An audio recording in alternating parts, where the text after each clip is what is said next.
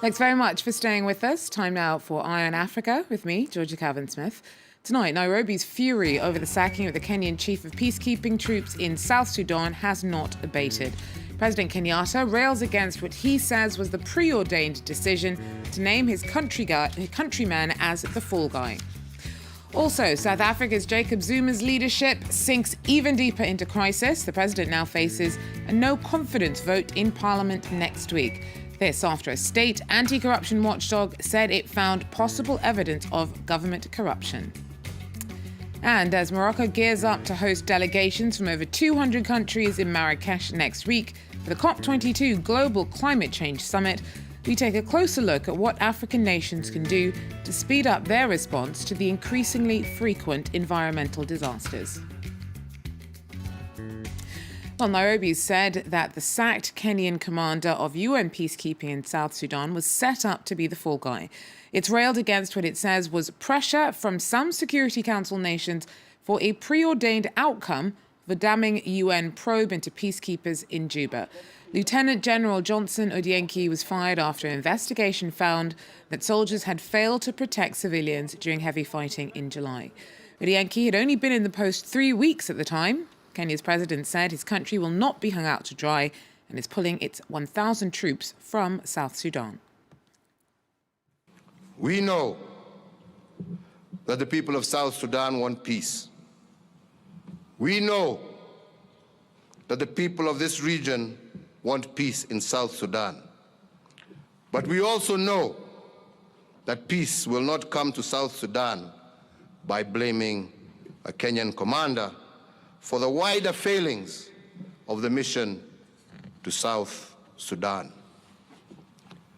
So therefore, for our part, we will no longer contribute to a mission that has failed to meet its mandate and which has now resorted to scapegoating Kenyans.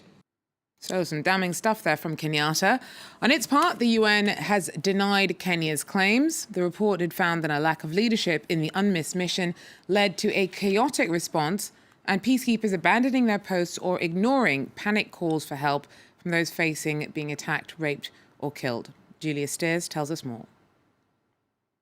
They're not specifically singling out Kenyan troops, and I'm told that the Kenyan government's really strong and swift reaction to the news is largely due to the fact that they were not made aware of this firing before it became public. So there is part of this that is essentially a bit of lashing out on the government's part. But, you know, these same sources in the Kenyan government say it comes down to a matter of respect as well, and that Kenya has felt underappreciated for its efforts in partnership with the UN in the region, and that this episode has brought to light some of those underlying tensions.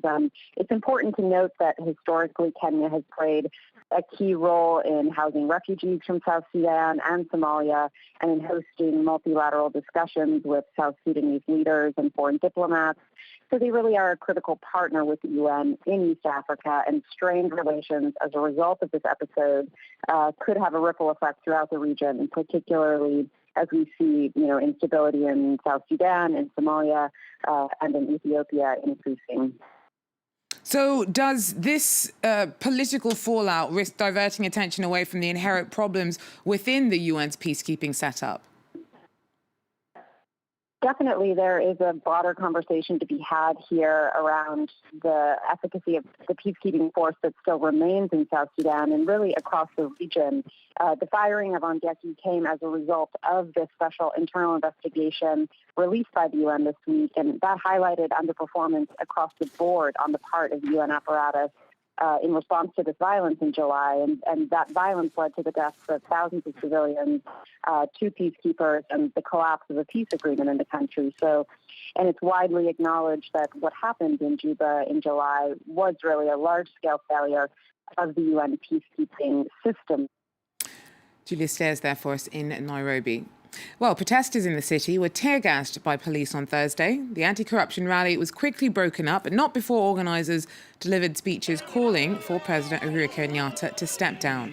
He's come under fire from some quarters after last month blaming institutional graft on others and saying that he could do no more to rein it in. Kenyatta had made a campaign pledge to clamp down on corruption, and his opponents say he's been slow to act.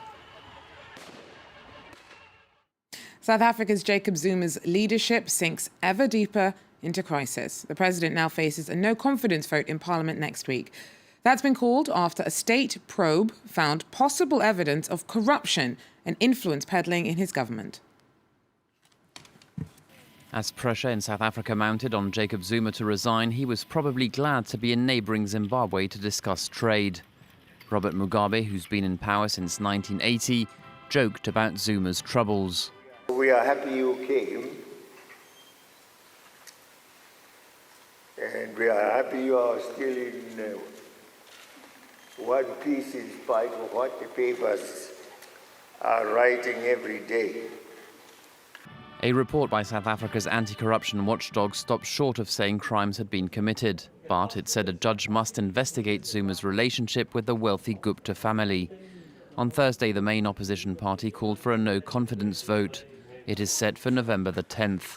It's become quite clear that our country has been run by a mafia syndicate. And it is time, in fact, for Parliament to do what it's constitutionally bound to do, which is to fire Jacob Zuma. Zuma is increasingly criticised by the opposition and also by some members of his party, the ANC. But he still retains deep loyalty in large sections of the ANC, especially in rural areas.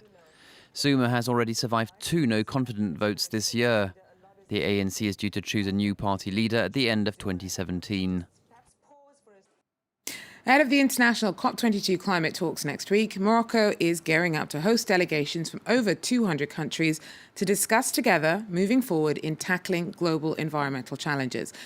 Well, with this in mind, earlier I spoke to one of those who'll be attending the conference. He's the Director General of African Risk Capacity. It's part of the African Union and uses insurance to help governments from the continent prepare and respond to climate disasters. Africa is responsible for only a tiny proportion of greenhouse gas emissions, but is already suffering disproportionately from rising temperatures.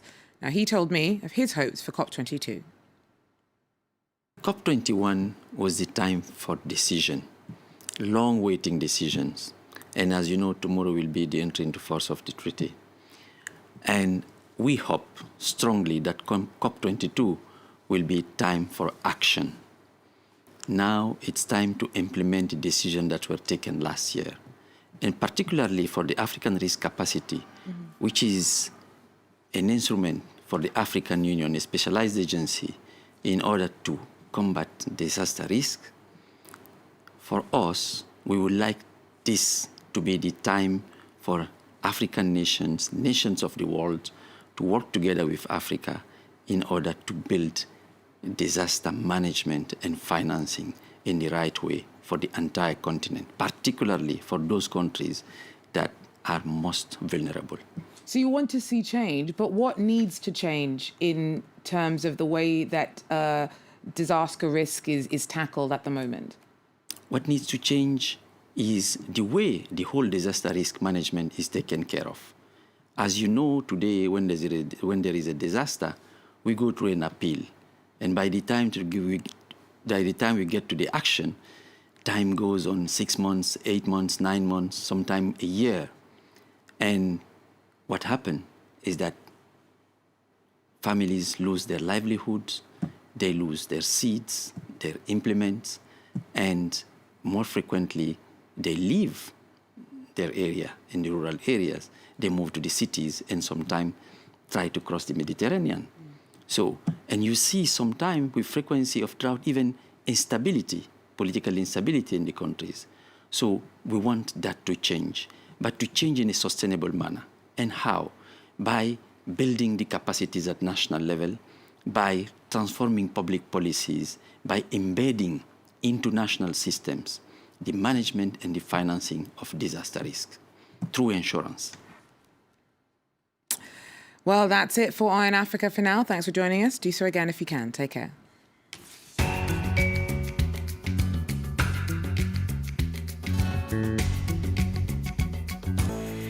Talking Europe, presented by Eve Irvine. With all the main European news, debates between representatives of the best and worst performing EU member states, and exclusive interviews with major personalities. Talking Europe en France 24 and france24.com.